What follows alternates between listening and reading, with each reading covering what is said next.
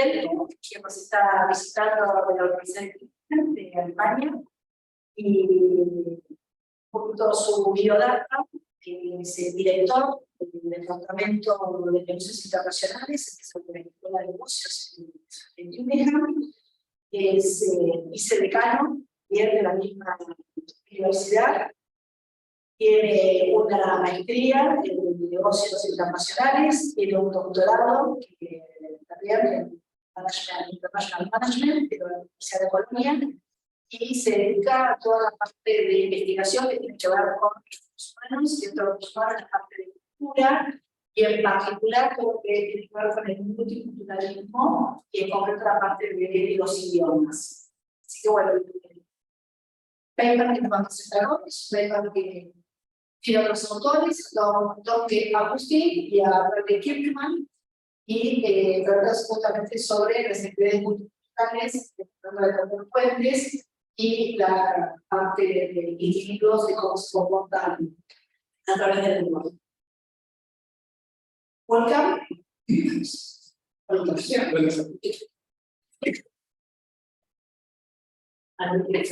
So, yeah, thank you very much for being here. I'm in the room or chronically connected, so I appreciate the time that you take. Before starting my presentation, I'm not even sure how far I can move to just watch how constrained I am, and I try to remain here. Okay, well, that's communication. Yeah, so, but before starting the presentation, I just wanted to take a couple of seconds to thank you, Carlos, for having hosted us. It was actually not that easy to contact the university in the first place. I was already confused if there were some problems or so, but as soon as I had your email address and I contacted you the next day, I had your confirmation that would come. We had a great time here. That is thanks to you, and it's been really important to take this moment to thank you. It's not, I mean, it's always an additional workload or so when visitors are coming, so therefore I come. But we appreciate it both very much, and I hope to can continue. And it's of course a big thanks to you.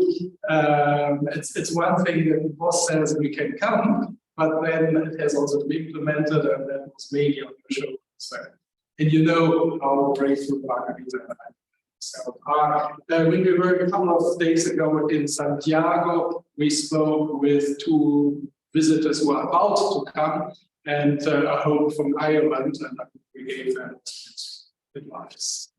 Okay, let's now come back to the presentation.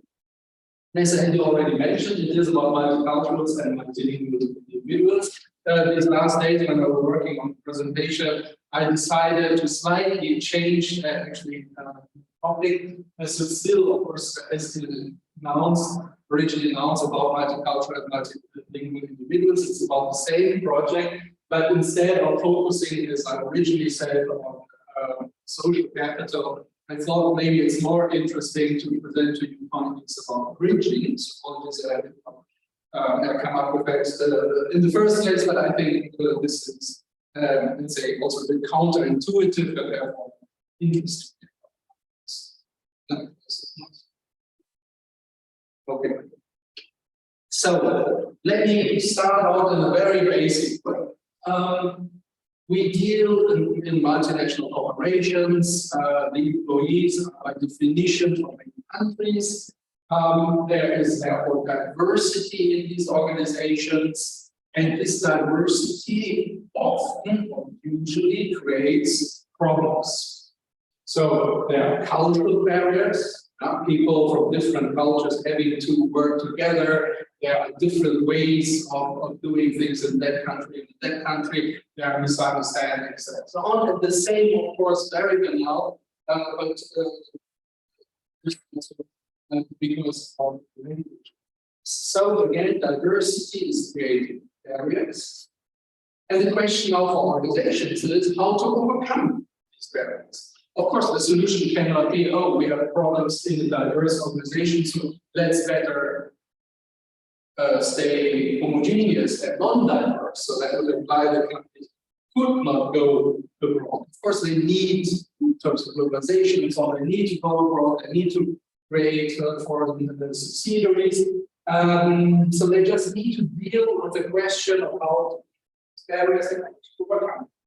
And one aspect, certainly not saying it's the only, but one aspect would be to use what we call bridge individuals. So those who are have particular capabilities to bridge between people of different cultures or different languages. And who can these bridge individuals be? Well, those who are familiar with both cultures, or let's say with both languages involved.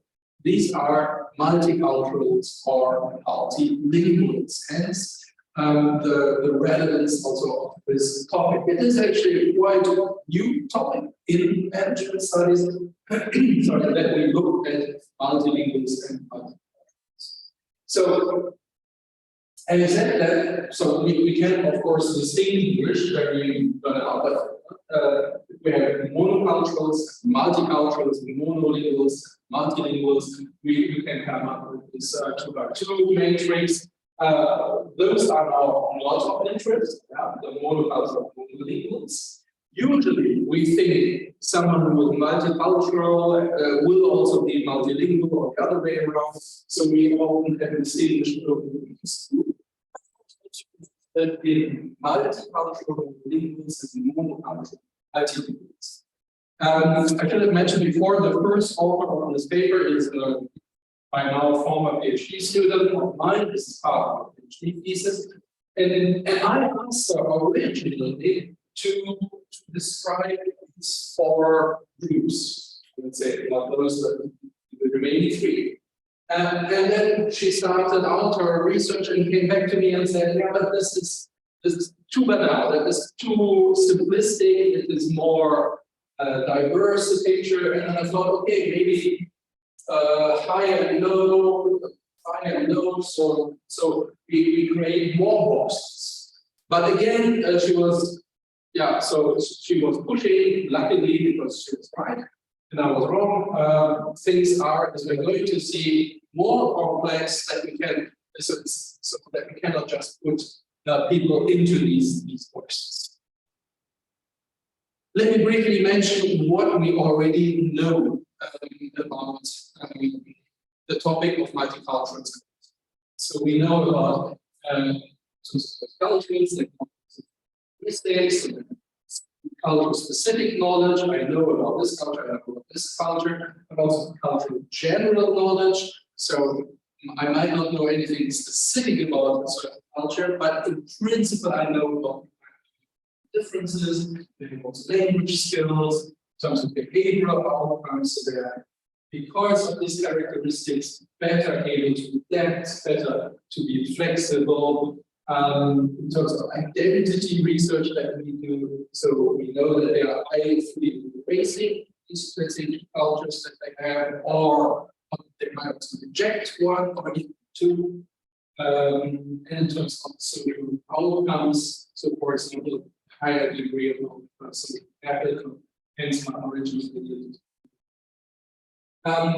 In terms of multilinguals, very briefly, so either a translator or an interpreter, so context, and there are also different strategies to overcome language barriers. That is what we already know about multiculturals and multilinguals. And if we move on and talk now about the function of the ability to breathe, of course, there's already research, so we can break down the bridging function into informing linkages. Again, cultural and language skills are two major skills now for these bridge individuals. So again, therefore we focus on multiculturals and linguals. And in addition to the capabilities, individuals also need, of course, also the willingness to actually engage in bridging. I should have also mentioned a bit of mission. So bridging is about individual level, so helping individual people, and focusing on reducing barriers between individuals who can be situated now in the same or different groups, teams, units, or organizations. So that is now the background that I wanted to give you about what we already know. Now, in terms of the first topic, so to speak, multiculturals and multilinguals, we came up with a very basic research question. What are the specific capabilities multicultural and multilingual individuals draw on when bridging cultural and language practice? So it is here about the capabilities. And the second research question, based on bridging, focuses now from moving from the capabilities to the actual actments. So how are the particular capabilities multicultural or multilingual individuals possess being enacted when bridging cultural and language barriers? So you have already seen from the research questions, they are very broad. We are not breaking this down now to specific hypotheses that we are now about to test. No. So that would be quantitative research, right? Specific testing of hypotheses. This is qualitative research based on interviews. Qualitative research is more about developing theory, developing then maybe also even hypotheses, or as we mentioned, propositions that then subsequently quantitative research can test. But we are more on the explorative level, inductive approach, not deductive. Again, qualitative research, very typical iteration between, so we collect data for interviews, we go back to the literature, we read more about the findings that we just got, we are informed by that literature, we ask different questions. In the next round, so this iteration is very characteristic. We did semi-structured interviews, and I think in politics, we are for actually to my PhD student doctor with a team of students that you shares. In terms of data collection, so maybe also very much in general, so in qualitative research, you have usually the methods for subsections, which you can also see here with research design. In quantitative research, you usually don't do it because that is rather obvious, so that why you do qualitative research, you always need to justify a bit more why we use approaches, that is subsection for research design. Then we talk about data collection. And here, so we use theoretical sampling, meaning we use our interview partners according to theoretical needs. So first of all, they need to be multicultural and multilingual. So having internalized, that is not the definition, having internalized, identified with having knowledge of modern culture, cultural, and or being fluent in more than one language and using them regularly, so multilingual. And of course, they need now also to apply their specific skills in the multicultural context of the multinational firm, and therefore they also need to work with multicultural work context. Interview guidelines for papers, even background, but then also experience they have with the multilingualism. 154 interviews per group. That's a lot. That's really quite a bit. Again, I had nothing to do with it. I mean, I supervised the entire process, and I wrote the interview guideline. I did not do the interviews with mostly person to person, so 1 2 interviews, and they were done in Germany, in Canada, in China, and so on. Sure. Do they have an idea of what you should global business managers, what nationalities they are, staff and firms. How many of them are multicultural? How many is it in relation to population? We think of it firm. What percentage of the Americans? Yeah, that would very much depend on the whole country. So an American company, obviously headquarters in the United States, they have a high proportion of Americans and the Chinese.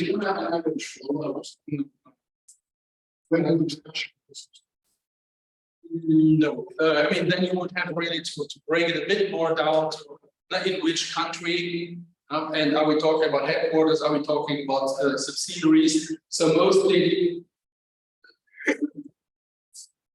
multinational firms are very much coming from Western countries, meaning Europe and North America, plus Japan. So that was traditionally the setup of the multinational operations. Most of the multinational operations came from these relatively few countries. Now China is emerging, other countries are joining the club of the multinational corporations, so it becomes more diverse. But we are here interested in the diversity within the corporation, and so by definition, you have at headquarters people from headquarters country or headquarter country, and then the local subsidiaries are usually the locals, of course. You have the expatriates in us again. Because we have 24 individuals. Yeah. Are there a sample of them? No, actually, no, I can show you. It's certainly not now representative. This is, it's too small to read here, but I can show you. This is the different cultures that are involved. And here are the languages. And here you see this is German. So, of course, that's not representative. But you see, in qualitative research, we don't care about generalizability. That's not our. That is a concern in quantitative research, but not for us. We generate theory, and if this theory holds, is then for quantitative researchers to decide. Of course, in our limitations, we say, look, we have too many, but we have a lot of German culture represented. Always indeed one culture, and then the other cultures are distributed. And the same goes in EC too. So one high is German, other is business English. So people being fluent in English as a business language. The next one is language that is English as native, and French which continues. So this is not representative. But again, it's also not so 154 interviews on average about an hour, and it was now transcribed on practically almost 2,000 pages. So that is now the material we have. So we have 150 interviews with 60 minutes each. We have about 154 hours interview material, and then transcribed relates or translates into different industries, functional areas, gender distribution, age, and the all right. Important now in qualitative research also to say something about data analysis. So again, we have a material of 150 hours interviews translated into transcribed into pages. What to do with this?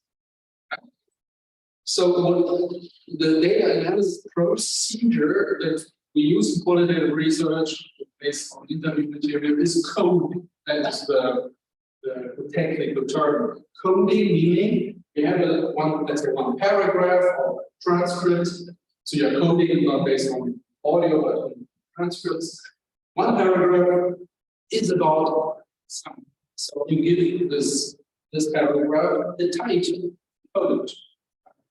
And that is how you continue, and in the end, you might have hundreds of things. With hundreds of course, you can still not operate, but it is already a reduction of information in comparison to the 2,000 pages that you published.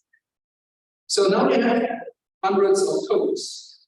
You need now to work with these codes to clean it. So maybe a lot of codes might say the same thing, but so that same code, but then also you merge to the next step codes to more conceptual complex. So you aggregate, you work, you start out now not the original text codes you bring down to conceptual concepts, and then in a further aggregation step, you will result into theoretical building blocks. I gave you the details from this original text, from the transcript, come to code. Here are aggregation from different codes to concepts, and then from concepts to building blocks. That is done. So that is usual practice in research. Here I gave you also some examples. So in one table we had many rows, all the rows ended up in codes, and this table we start out with those codes, how they are aggregated into concepts, and how they are then being aggregated further into these theoretical building blocks. Those that we important again is this is not coming from the literature. This is inductive research. So the data speak to us if you want to. We are condensing the interview information into concepts, building model out of that. So in quantitative research, we start out with a model, which is a test, and we are investigating, doing the interview so that the model is at the end. Can we speak about interview? No,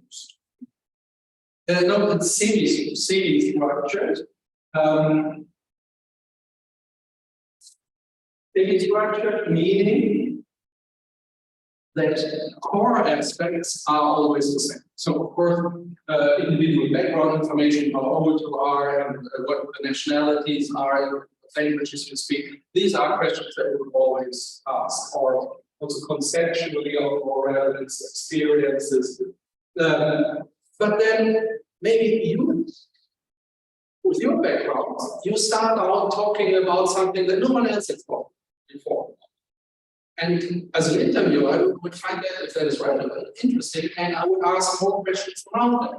And maybe then we don't have enough time to ask questions that I usually ask all the others. So I am deviating a bit from my structure, hence the term also semi-structured.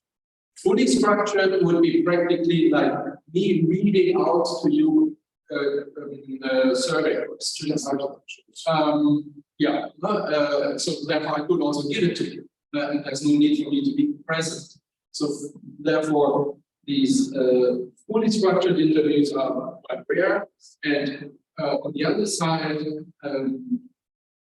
totally unstructured interviews would impair in the end the comparability. So I should have a core that is equal to all the. Because working with Dr. Is values in scale. And a lot of the PhD pieces were based on interviews with businessmen. So, I remember one of the women vendors and me, were of course that we're all entrepreneurs. They had about their marketing, logistics, finance. And what we found is that if we didn't do a first test of semi-structured, if you didn't do a pilot, then corrected some structure, where you ended up going so they always advise the students to do a small part per period and then plan the semi-structure. I know that's Yes, that, but in addition, and that's not the difference to survey. With a survey, then I can really understand you say, oh, I wish I had asked that question before. Now I'm lacking control variables or something. But it's too late. But with interviews, it's never too late. You will change over time. Or if I'm feeling everyone's saying the same about certain things, so the next people, I'm just dropping that. I theoretically saturation, so I know enough. But about other things, I don't know. Or maybe I mentioned iteration in data. So you start out reading, based on reading, you come up with certain questions, you get answers, also unexpected answers, you read more about what they were saying, and that's prompting you to develop new questions, but even for time reasons, you have them do from others. So that is more fluid. That is the advantage of interviews. Okay, so I think we can move on now and talk about results. And I would like to give you a preview of, let's say, the half of those. So starting out, that is the original problems, diversity, language diversity, that is dealing with cultural barriers, language barriers, and then there are certain outcomes, and usually due to these barriers, these outcomes are negative. Now we have problems, how we deal with misunderstandings, mistrust, and so on. Now, luckily, we have these bridging who can impact bridging and hopefully improve these outcomes. And now we found that we need actual activities, but also the preceding capabilities for motivations that causes certain activity. And we also found that capabilities and motivations have also certain antecedents. Okay, let's, and what I'm now showing you is not from the literature, it's again, it's testing nothing. This is inductive research. Our data show us these pictures. Yeah? So we found that for what we call, so those people who have real competence in a certain language and a certain or culture. So those who can, in the end, bridge here with competence, they need, first of all, identification. They need to identify with their multiculturals. They need to identify with their multiculturals. If they don't receive this as, let's say, a gift or something of relevance, they would not get very helpful. But most of them, that's part of their identity. They identify themselves with it. It's part of the identification. Then they develop certain abilities. Multiculturals, it is the comprehension of cultural differences. They can detect where problems come from, that these people do it this way because of their culture is this way, these people do it the other way. They are able to do cultural frame switching, which means in the Spanish context, they operate this way, but if they are in France, they operate French. They can shift. These are the capabilities of multiculturals and similar linguals, ability to effortlessly communicate in multiple languages, and also here code switching. So in this moment, they can speak French and the other moment Spanish. All right, not only capabilities, but also motivation. They want to help. Because people ask them, or they feel good about it. And that leads to either explain about specific differences, that is the help cultures can give, or those who help language they translate. Hence, we call those who have this competence cultural teacher, and those who have the competence with language encoder, this names gift. So this is just the preview. Let me now run a bit more in detail through these findings. So we'll start out with the cultural teacher and how that is through. So we have its antecedent, as I mentioned, multicultural identification. To give you always this is not proof, this is qualitative research, but to give you a flavor, so of this kind of books came up with this. Of course, not just with this one thing that showed you how we use different application sets where. So if someone said, for us it was very normal to think, okay, they're just different types of people. This is how I grew up, not always saying that there is just one way, but knowing different ways. So this feeling of there are this understanding, this deep understanding that people have different cultures, so they identify with multiculturalism. Then the next step, if you recall, was capabilities. Let me just also give you some examples. I think it is a huge advantage in my international projects because as I know some cultures, I can accept cultural differences in general better. Here you see, by the way, also some innovations of this for the culture of German education and so German. So this example, this quote is an example of comprehension of the differences. Let me give you another quote. I think we shouldn't judge prematurely. If someone is late to a meeting, I try to understand them through my Hungarian lens. If it is very important to someone to be exactly on time, I use my German lens. This has really helped me in my work in international organization. So this is not just about standing attention, but cultural frame switching. In this context, I gave that way, this context, I gave. Now, I ask you a question. Sure. Always the best ones. Not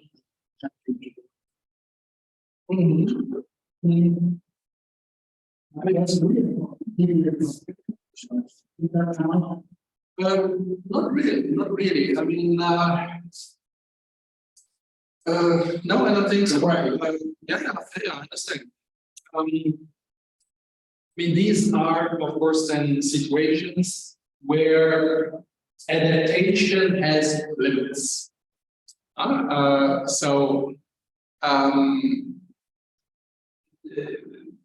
Here we deal with these barriers, cultural barriers, and I wouldn't go even that far to say that in order to overcome a cultural barrier, you need to be corrupt. We were talking, first of all, only about individuals, not about organizations, institutions, systems. And I would say that in order, so you have these multiculturals who are bridge makers, and no one ever said, oh, in order for you to get along with this guy, please be corrupt. That's because here it was said government privatization, and Americans were much non-pleasant corruption. Yeah, we understand effects. But that is also more institutionally, so the Americans get very much. But institution not the same. Sure, but the level of analysis here is more the individual, whereas I think corruption is more of an institutional thing. Of course, in the end, these are individuals are in institutions, so I totally see the point. But I guess here it's more of an individual, individual problems are more typical, like he said something and I mean I understood something else, and I think this person cannot be trusted, and now someone else can step in and say, no, it's not that this person is not trustable. I think there was just a misunderstanding, and let's work on that. So it's more that situation. So I would say ethical issues were not really that relevant here unless it was based on a misunderstanding. Yeah, so for example, let me think about the correct sentence.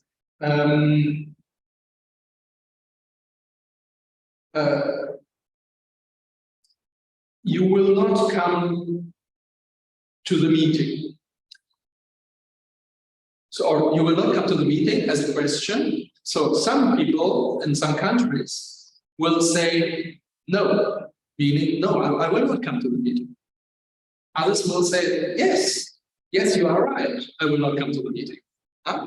So, and depending on let's say the cultural background, you will come to, he said no, and now he's there, he's lying. But it was not a lie, it was just a different understanding. But these are the aspects that we yes.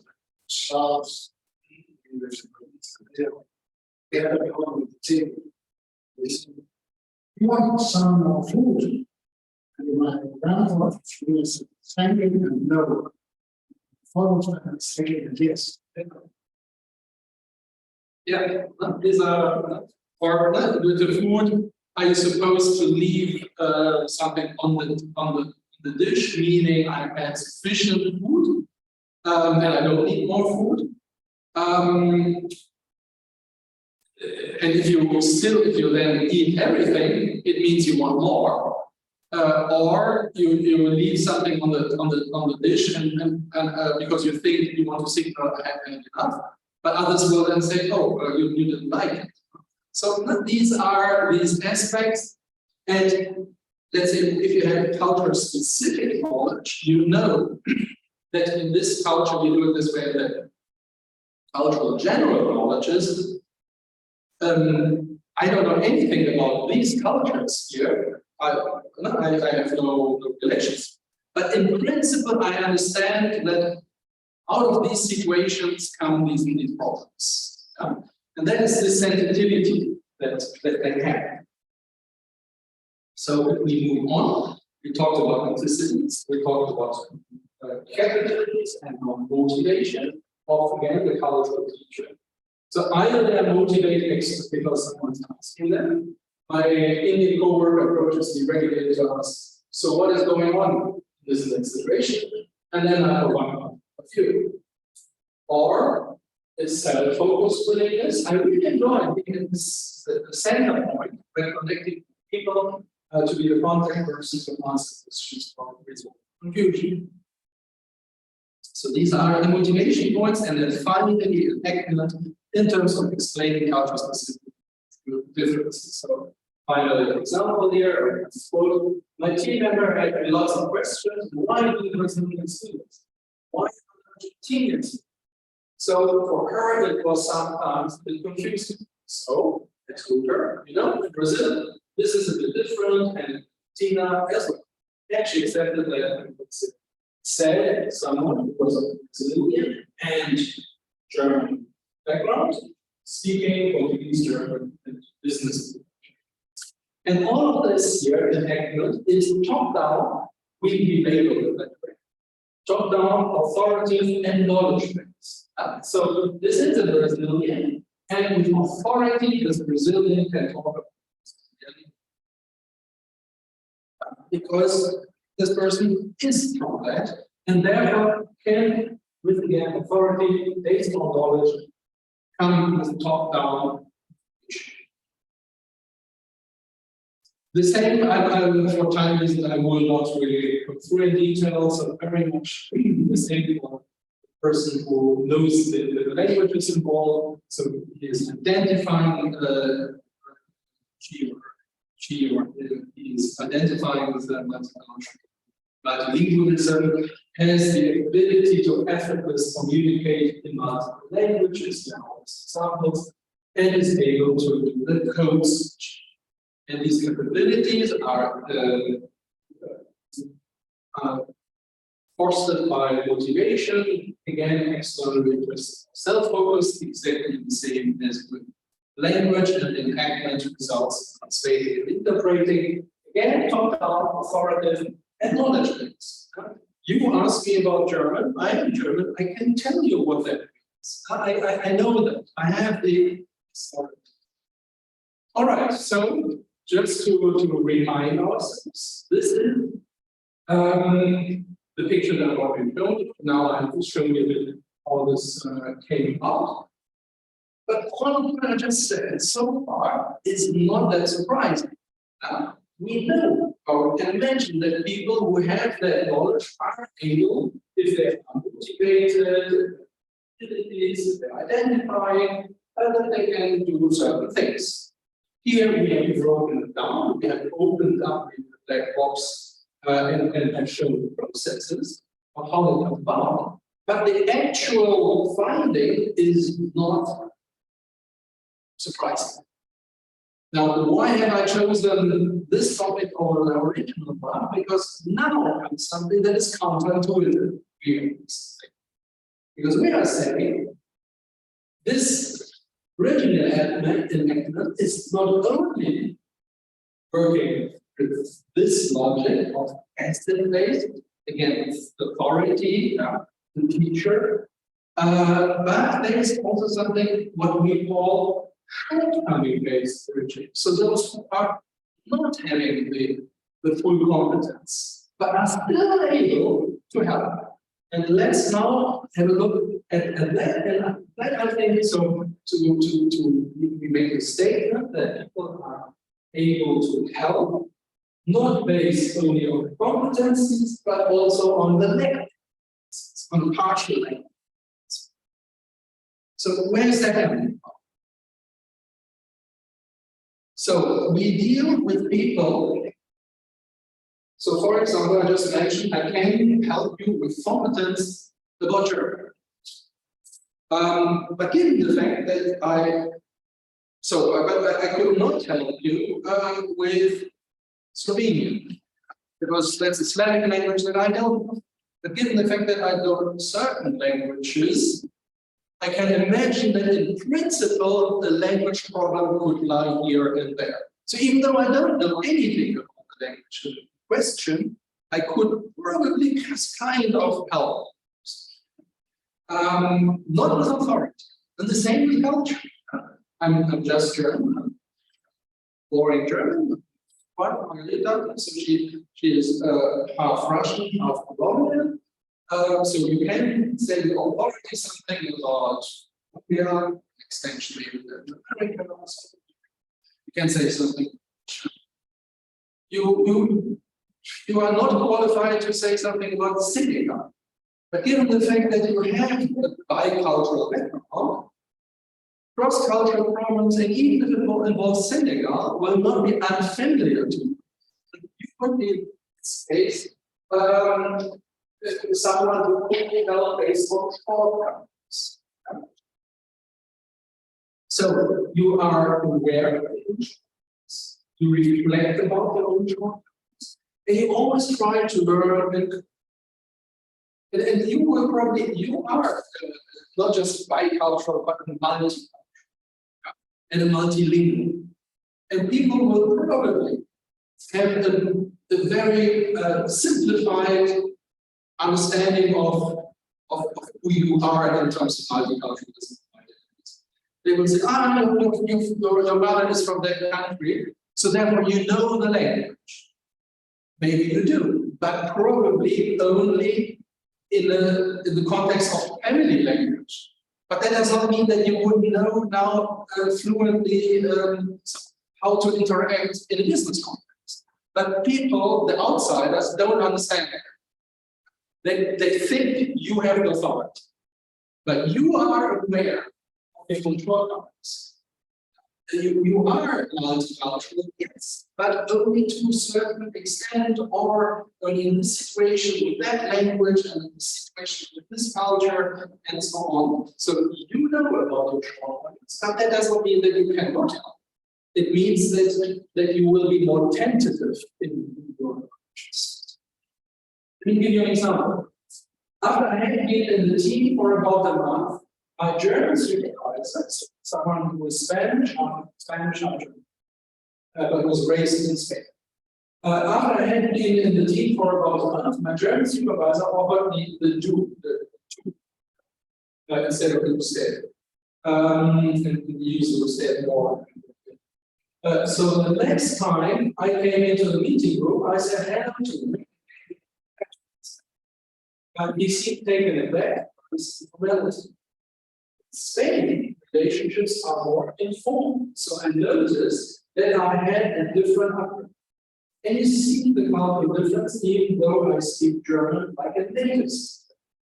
So everyone thinks he speaks German, so he will also be perfect in knowing the German culture. But he made a mistake. He misinterpreted something. But he is also aware. So that is the anticipate. In terms of capability, sensitivity to interpret situations of cultural barriers. So when you are so used to being having to pick up what's going on, you develop this capability of standing back and seeing what's going on. Maybe I'm more sensitive to what they might be doing. I think it maybe has to do with having lived in the discomfort of the unsettling experience of not being out of the majority. So this person has this sensitivity because he knows these situations. Motivation, empathy. I have an understanding for that person. When I meet someone who is new to our culture and struggling, I desire to take their hand and walk and relate to them because I know how difficult it is because I was that person once. So they can put themselves into the shoes of the others and they just want to help. They might not be an expert, but they are motivated to help. And how can they help?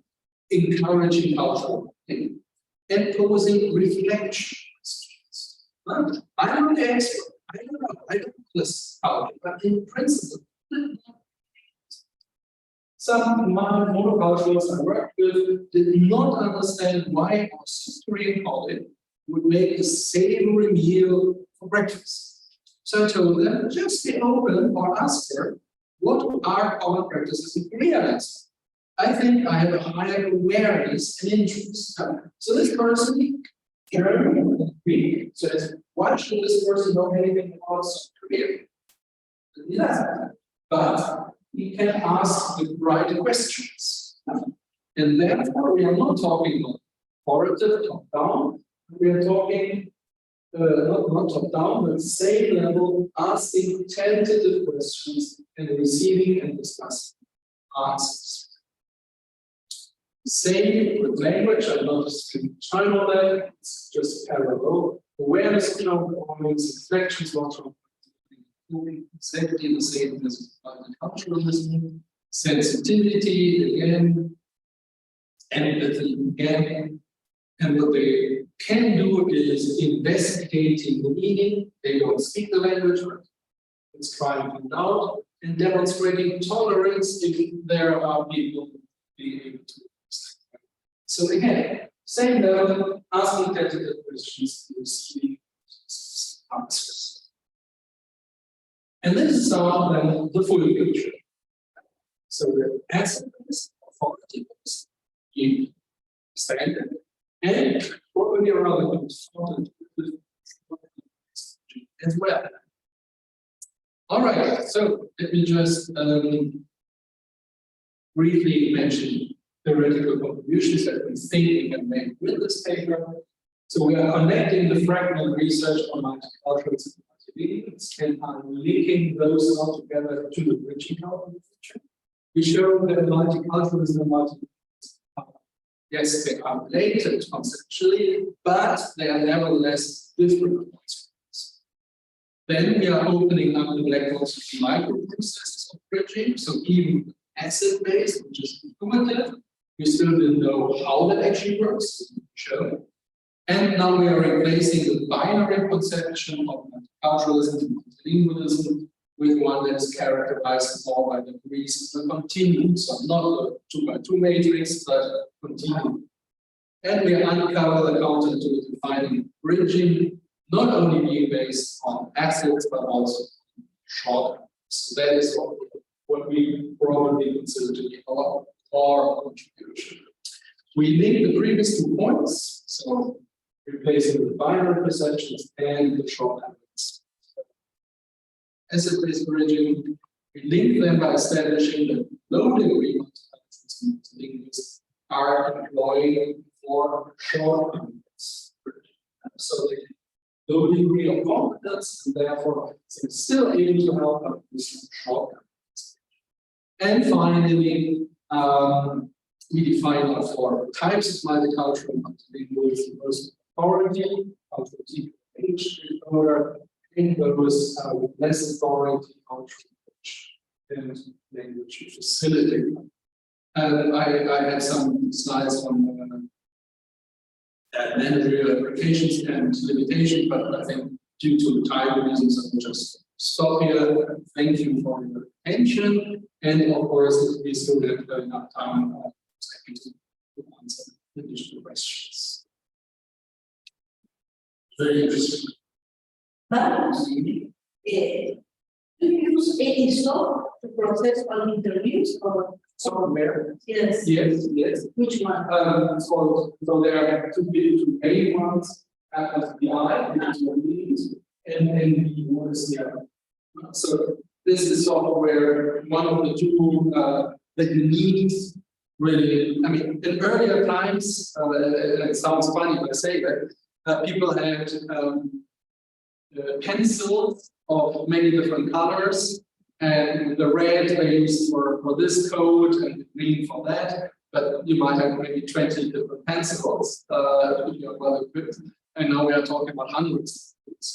The software is not doing the coding for you. So it is, if you want, you can dumb software. It is more like Word. Only because you're Word doesn't mean that you can write a novel, but Word helps you try that. And you still need your brain in a way doing the coding, but the program helps you to say, okay, I want now to see all the codes related to this code, and then it pops them out. So it helps you just mechanically. Would I see if there are questions on the coming from maybe from the chat? Yeah. For whenever you take others in your study, how have you determined and generational differences within the same culture? Good question. I would argue that age was really not that essential for us. Age, so we looked at age, we compared also age, nationalities, business functions, industries. So we were aware of these variables, but in the end, they did not turn out to be that relevant.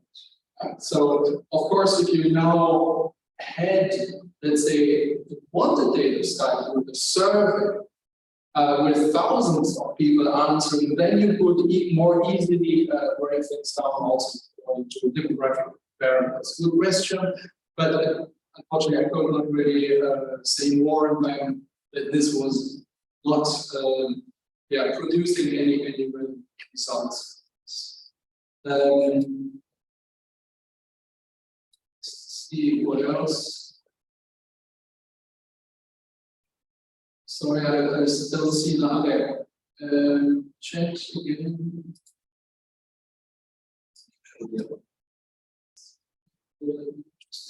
What would you say are the most important cross-cutting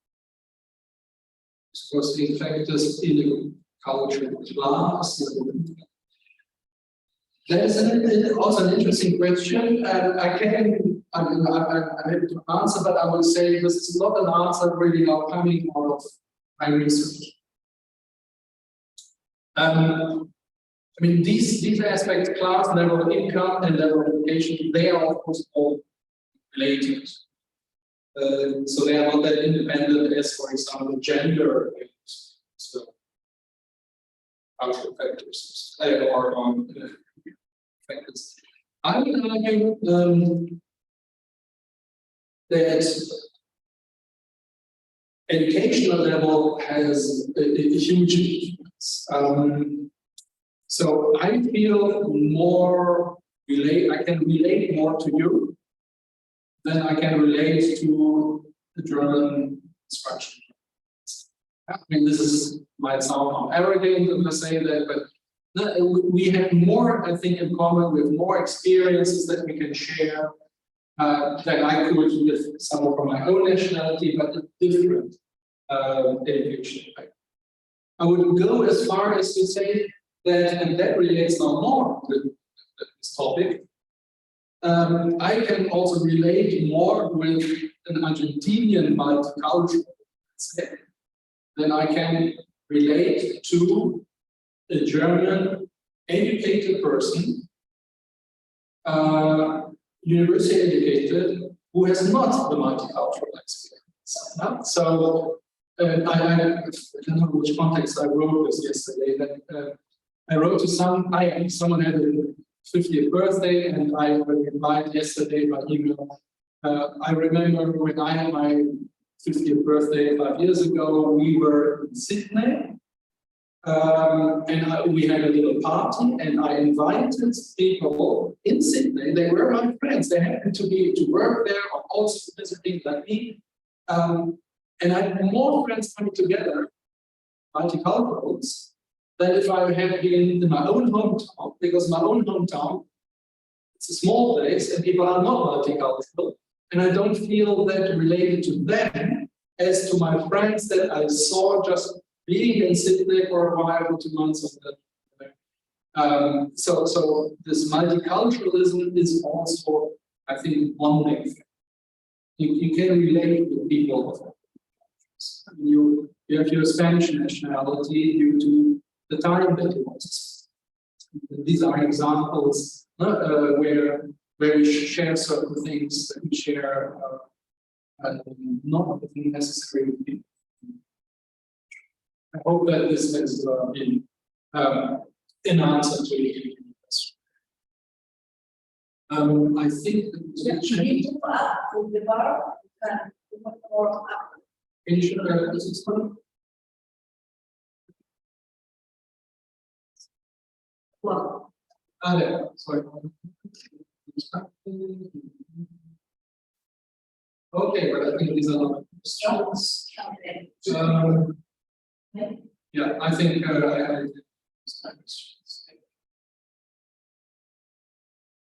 all right, thank you very much. All right, thank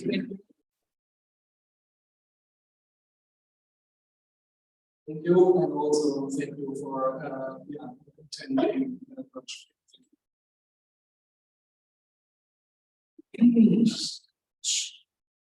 I